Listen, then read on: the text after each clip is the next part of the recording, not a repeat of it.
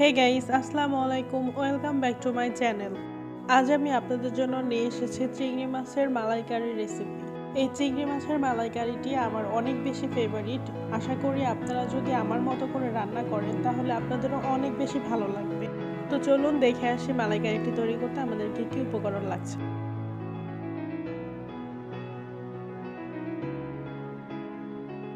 প্রথমে আমি এখানে কিছু চিংড়ি মাছ ধুয়ে সুন্দরভাবে কেটে পরিষ্কার করে নিয়েছি। এখন এটাকে ম্যারিনেট করে নেব, আর এটাকে ম্যারিনেট করতে হবে আমার হলুদ, মরিচ এবং লবণ দিয়ে।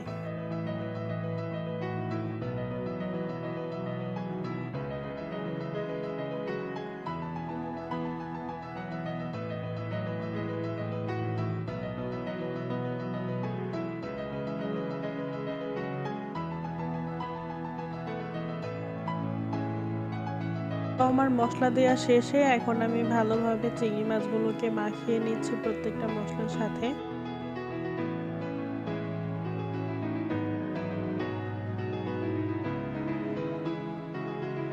তো আমার মাখানো শেষ হয়ে গিয়েছে। এখন আমি কড়াইতে একটুখানি সরিষার তেল দিয়ে এটাকে ভালোভাবে ভেজে নিব।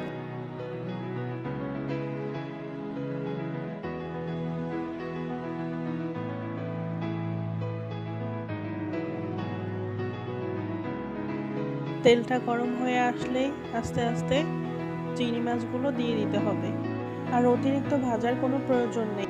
জাস্ট কালারটা যখন লাল হয়ে আসবে তখন উঠিয়ে নিলেই হবে।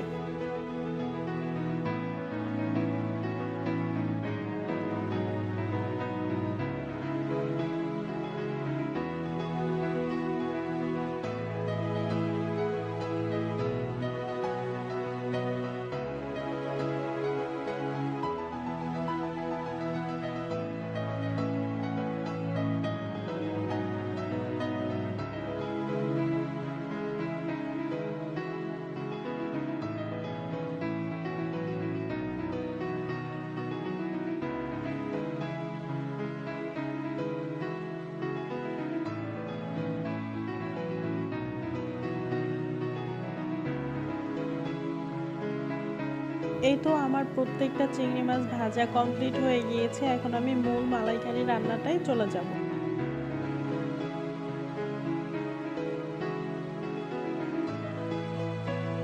এখন আমি গরম তেলের মধ্যে 2 পিস দারচিনি, 4-5 পিস লবঙ্গ আর একটু বেশি করে 7 থেকে 8 পিসের মতো এলাচ দিয়ে নিব।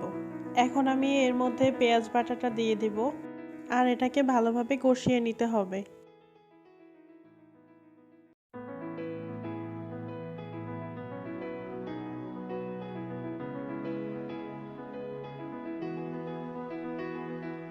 এখন এখানে দিব আমি 1 টেবিল চামচ মরিচ বাটা, কাঁচা মরিচ বাটা। তারপর এখানে দিয়েছি আমি একটুখানি রসুন বাটা, একটুখানি আদা বাটা। এখন আবারও সবকিছু একসঙ্গে করে একটুখানি কষিয়ে নেব। তারপর এখানে আমি অ্যাড করছি একটুখানি হলুদের গুঁড়া, একটুখানি মরিচের গুঁড়া। অবশ্য মরিচটা আপনাদের টেস্ট অনুযায়ী দিবেন, কারণ কেউ ঝাল বেশি খেতে পছন্দ করে, কেউ কম। এখানে আমি পরিমাণ মতো লবণ দিয়ে নিয়েছি আর একটু কষিয়ে নিচ্ছি। তারপর এখানে আমি অ্যাড করছি অল্প একটু মৌরি, একটুখানি সরিষা, তারপর কাজু বাদাম আর একটুখানি টক দই দিয়ে আমি এটাকে ভালোভাবে পেস্ট করে নিয়েছি। পেস্টটা করার পর দেখতেই পাচ্ছেন যে কতটা সুন্দর হয়েছে। মূলত এটাই হচ্ছে চিংড়ির শাহি মালাইকারির মূল উপাদান। এই পেস্টটাই মালাইকারির স্বাদটা আরো দ্বিগুণ বেশি বাড়িয়ে দেবে। এখন এই পেস্টটা দিয়ে আমি ভালোভাবে এটাকে আবার কষিয়ে নেব। যখন সুন্দর একটা ঘ্রাণ আসবে তখন আমি এর মধ্যে নারকেলের দুধটা দিয়ে দেব। কষানো হয়ে গেলে তেলটা অটোমেটিক উপরের দিকে চলে আসবে, আপনারা দেখলেই বুঝতে পারবেন। আর ঠিক সেই পর্যায়েই আমাদের নারকেলের দুধটা দিয়ে দিতে হবে।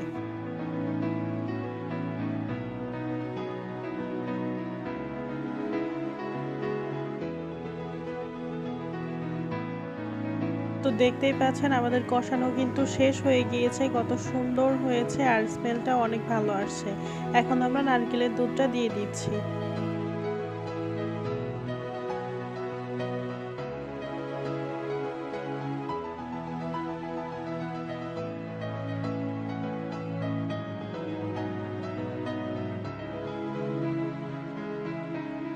এই তো নারকেলের দুধটা দেওয়া আমার হয়ে গেছে। এখন ভালোভাবে আমি মিশিয়ে নিয়েছি। তারপর একটুখানি বলক আসলে আমি আস্তে আস্তে সবগুলো চিংড়ি মাছ দিয়ে দিব এর মধ্যে।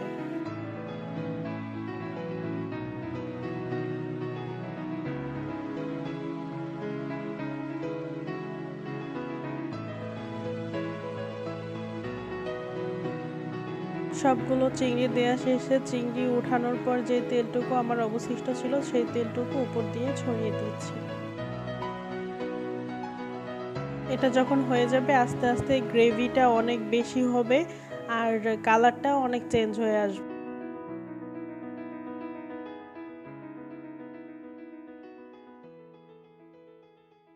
এই তো হয়ে গিয়েছে আমাদের মালাইকারিটা। এখন একটুখানি গরম মশলা বাটা দিয়ে আমি ভালোভাবে নাড়াচাড়া করে এটাকে নামিয়ে নিব।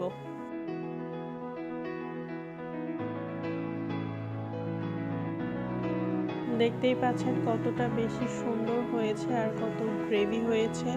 উপর দিয়ে কিন্তু তেলটা অটোমেটিক ভাসছে আর প্রত্যেকটা জিনিস অনেক বেশি সুন্দর হয়েছে।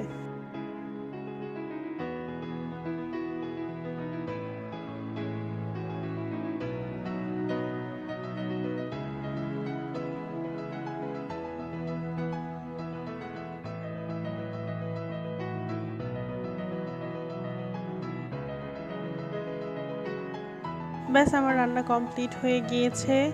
এখন আমি নামিয়ে নিব আর সবাইকে পরিবেশন করব। আমার এই রান্নাটা যদি আপনাদের ভালো লাগে তাহলে অবশ্যই আমার পাশে থাকবেন, চ্যানেলটিকে লাইক কমেন্ট শেয়ার করবেন, সাবস্ক্রাইব করবেন। অনেক বেশি ভালো থাকবেন সবাই। আল্লাহ হাফেজ।